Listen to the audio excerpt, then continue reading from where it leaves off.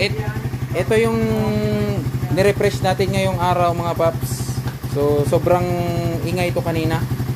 Pagdating ni paps, parang may ano to eh. May something. Sobrang kalansing sa heat. So ito na yung andar niya ngayon. Yan. Stock carb, nilinisan ko na rin. Medyo matagal lang talaga gawin yung mga ganito na sobrang iingay na ano, mga motor. So yan, normal na, kompleto to, may compression release pa rin to. Wala tayong ginalaw, kumbaga all stock lang talaga to. Ang pinalitan natin piston ring, tapos bago yung valve seal nyan, tapos tensioner.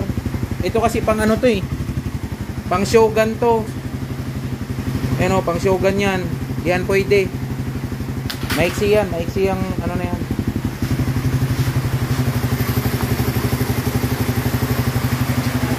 Yan, lakas na ng ulan. Tingnan naman natin kung may ano dito. Maakyat na langis.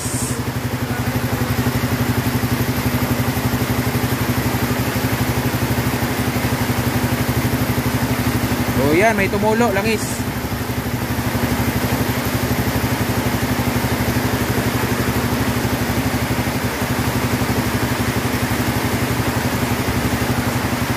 Lakas ng ulan. Pero okay na oh.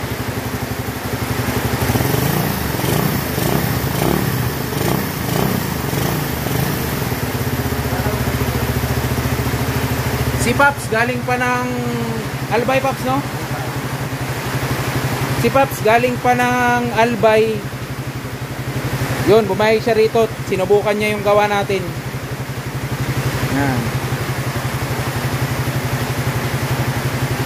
So yun, may gagawin pa tayo isang motor. Kaso kumain muna sila Paps.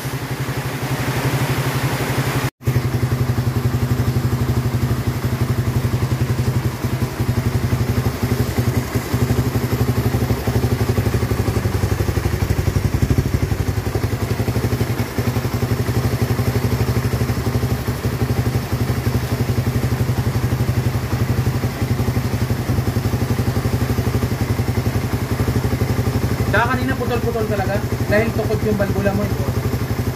Tukod eh. Kaya ang andar niya tag. Pag pinapandar ko yun sa umaga, may lumalag kasi nagas malakas. Ngayon wala na eh, no?